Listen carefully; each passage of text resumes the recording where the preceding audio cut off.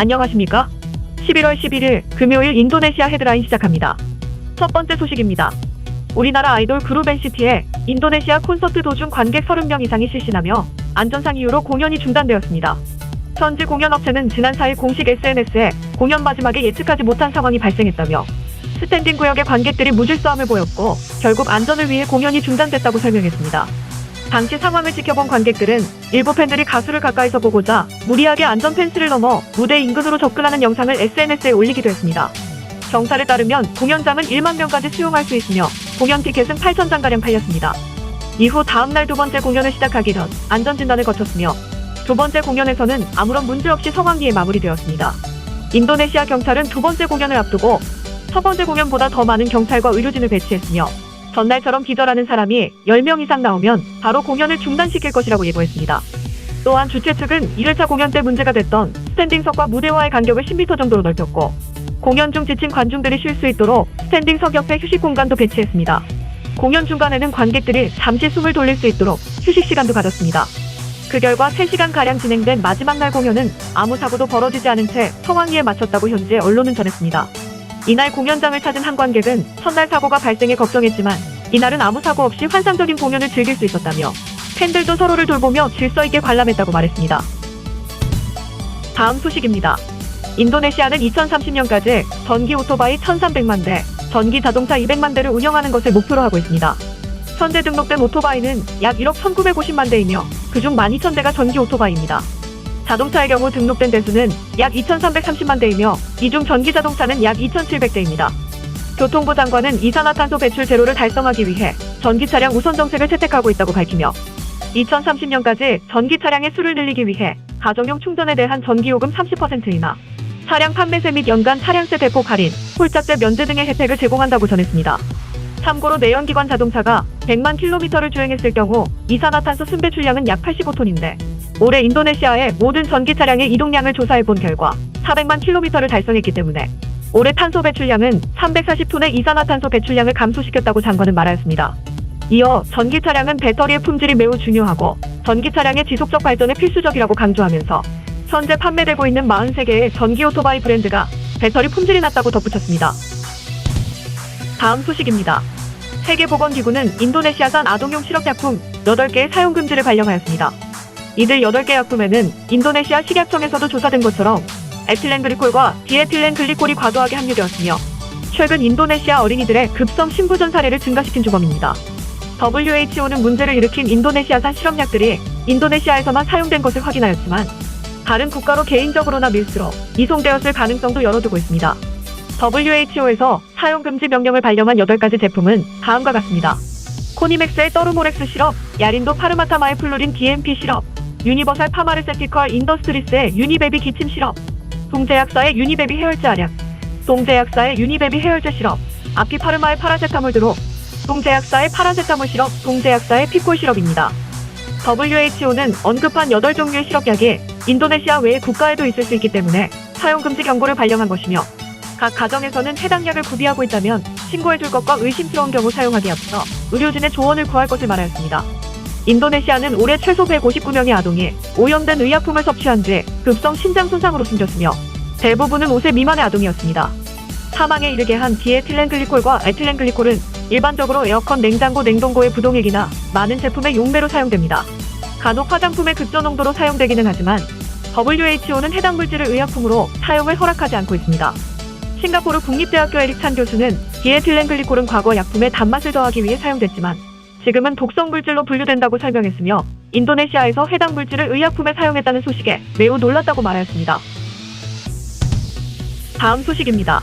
올 들어 사상 최고의 수주액을 기록한 국내 방산업체들이 인도네시아 방산 전시회를 통해 동남아 시장 공략에 나섰습니다. 이는 그동안 인도네시아와 쌓은 군사 부문의 우호적 협력 관계를 바탕으로 동남아 방산 시장으로 확장해가려는 움직임으로 해석됩니다. 7일 업계에 따르면 LIG넥스원과 한국항공우주산업 등은 자카르타에서 열린 국제방위산업 전시회 인도 디펜스 2022에 참여했습니다.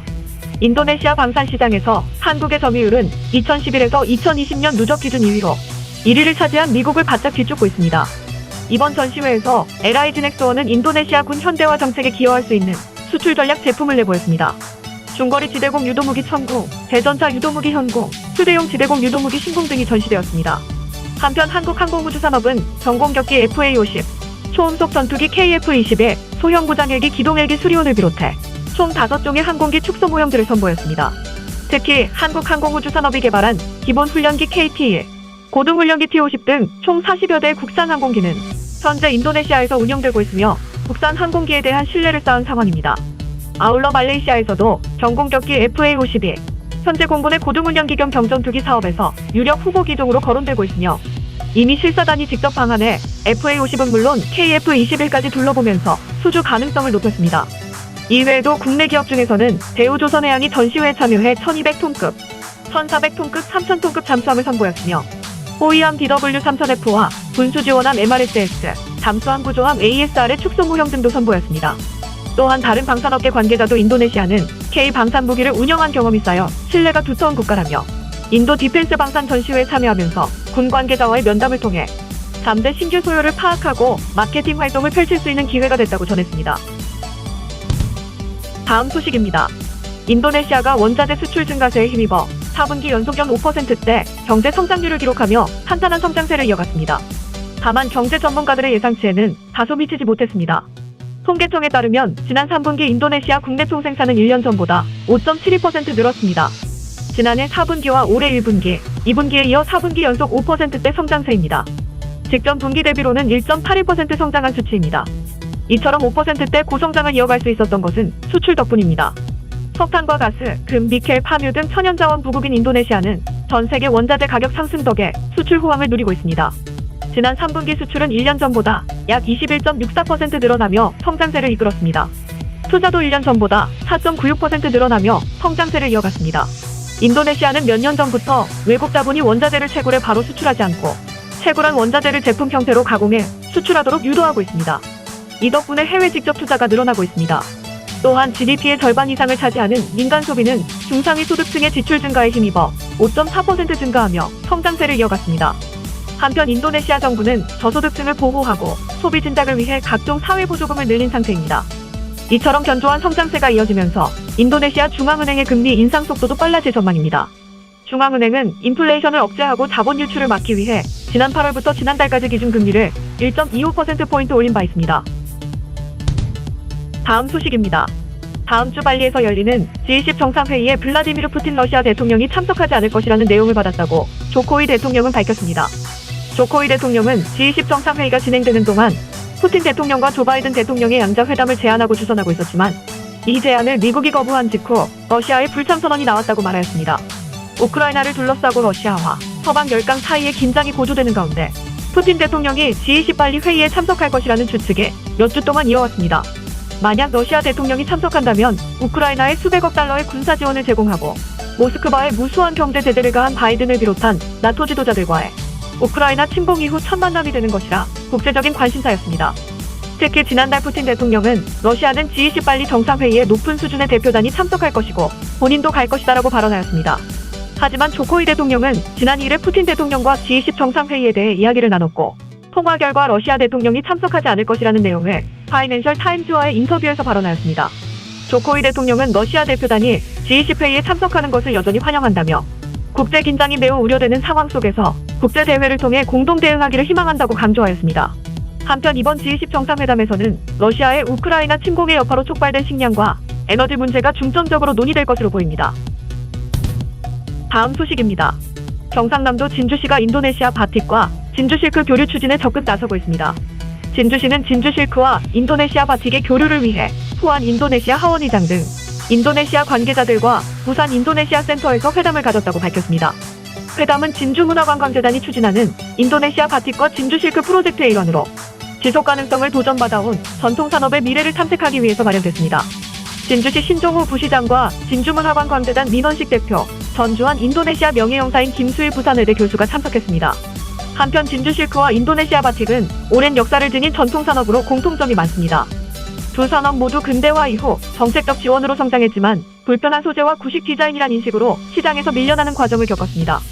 그러나 2000년대 들어서 문화유산으로서 상위 산업으로 가치를 인정받고 있으며 문화산업으로 제2의 부흥을 준비하고 있습니다. 진주문화관광재단의 인도네시아 바틱과 진주 실크 프로젝트는 공통의 위기와 기회를 맞이한 두 문화가 협업해 새로운 창작에 도전한다는 점에서 현장의 문화정책가들과 전통문화 관계자들의 응원을 받고 있습니다. 특히 바틱 문화정책으로 국가의 문화적 일체감을 끌어낸 인도네시아 초대 대통령 수카르노의 손녀인 푸안 하원 의장의 큰 관심을 받았습니다. 회담에서 푸안 하원 의장은 교류 사업의 의미를 듣고 진주시와 진주문화관광재단의 전통문화 대중화와 현대화를 향한 신선한 실험의 성공을 기원했습니다. 시청해주셔서 감사합니다. 다음 시간에 뵙겠습니다.